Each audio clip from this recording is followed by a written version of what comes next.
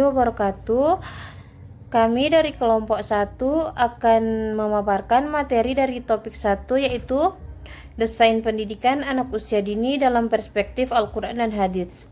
Dan di sini kami beranggotakan 2 orang, yaitu ada saya sendiri, Novia Tasya Pasambuna, dan teman saya Devi Puspita Mamonto.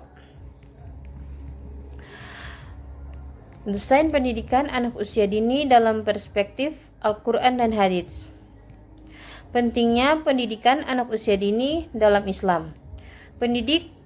Pendidikan anak sejak usia dini atau PAUD merupakan fondasi penting dalam Islam, membentuk karakter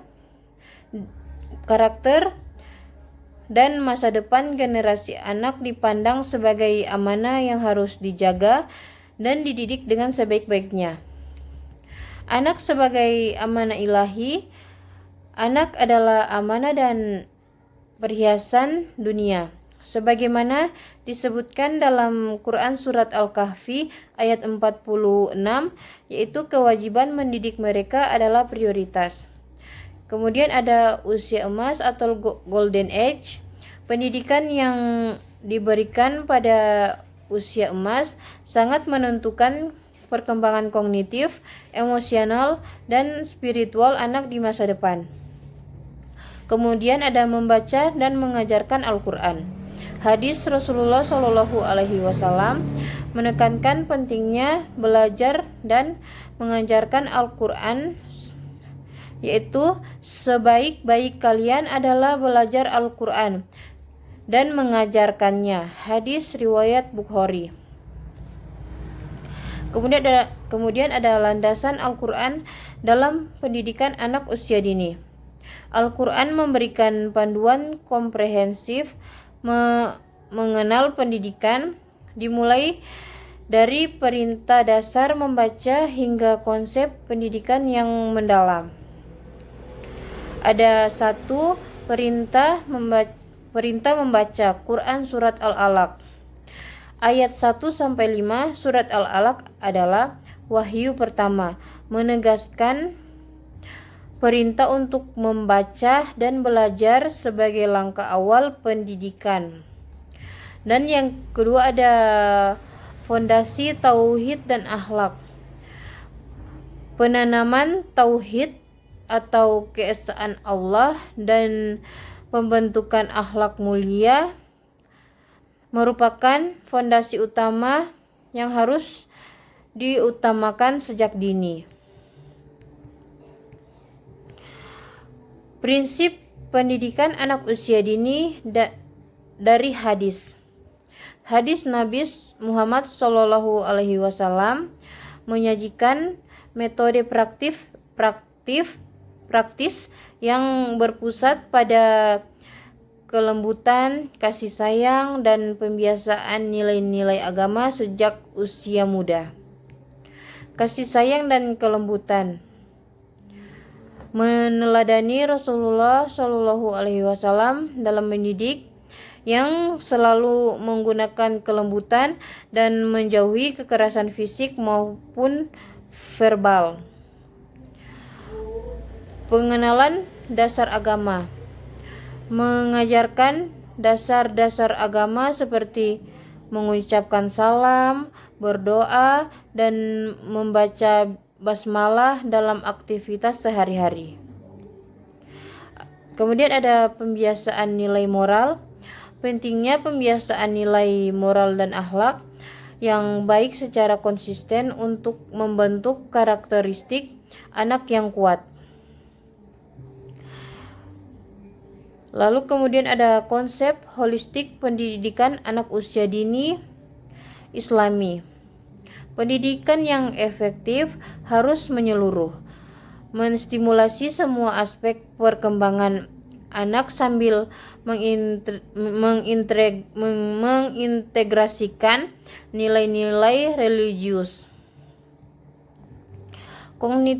kognitif dan motorik, simulasi kemampuan berpikir problem solving, dan keterampilan fisik halus maupun kasar, bahasa dan komunikasi, mengembangkan kemampuan berbahasa yang baik, termasuk kemampuan mendengar dan berbicara, bermain dan kreativitas.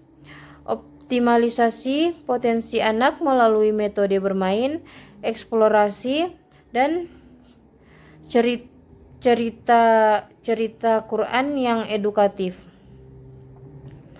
Kemudian ada sosial emosional, membentuk kemampuan berintegrasi, mengelola emosi, dan empati sesuai ajaran Islam.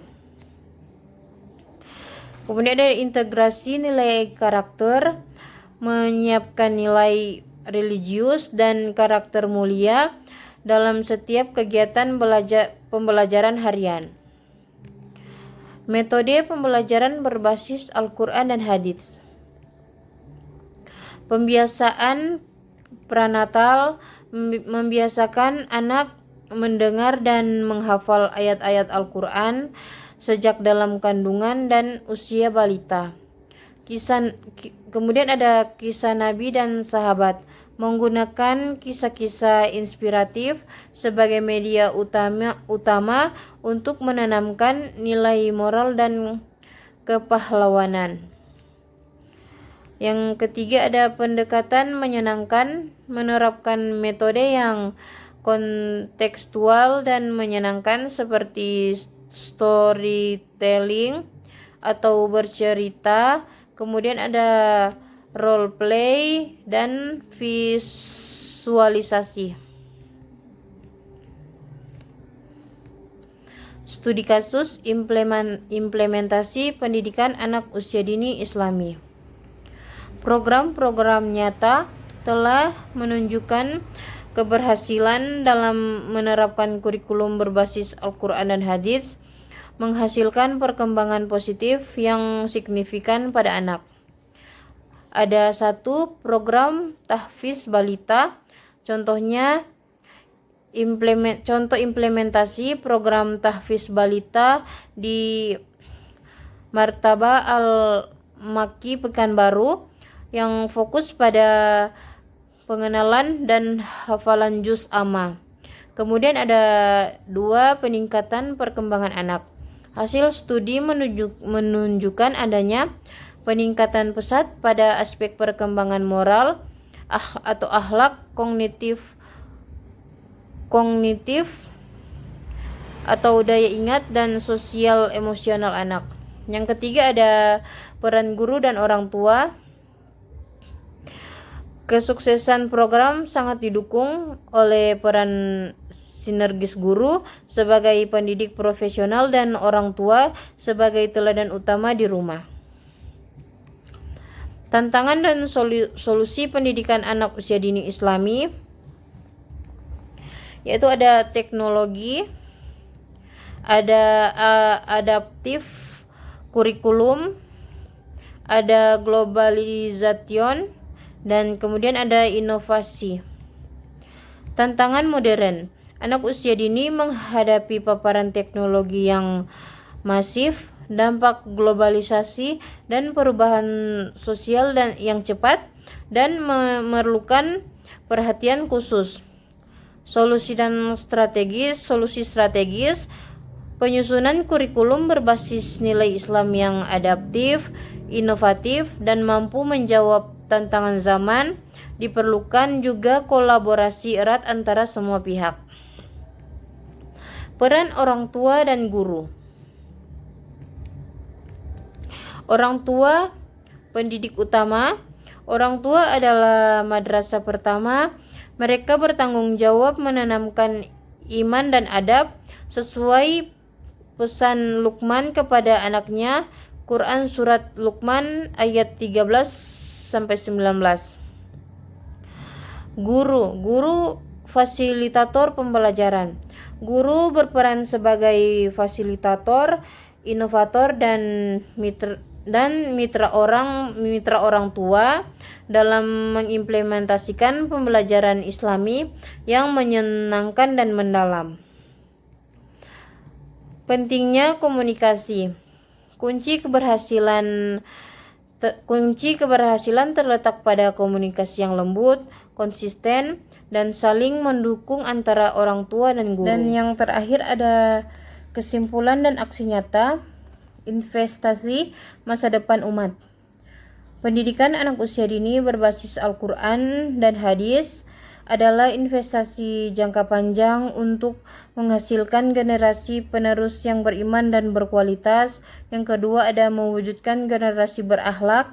Dengan mengimplementasikan nilai-nilai Islam, kita membentuk generasi yang tidak hanya cerdas secara kognitif, tetapi juga unggul dalam akhlak. Dan yang ketiga adalah mewujudkan pendidikan berkualitas. Mari bersama-sama sebagai orang tua dan pendidik berkomitmen untuk mewujudkan PAUD yang berkualitas, Islam dan relevan dengan tantangan zaman. Demikian itulah hasil materi dari kelompok 1. Wassalamualaikum warahmatullahi wabarakatuh.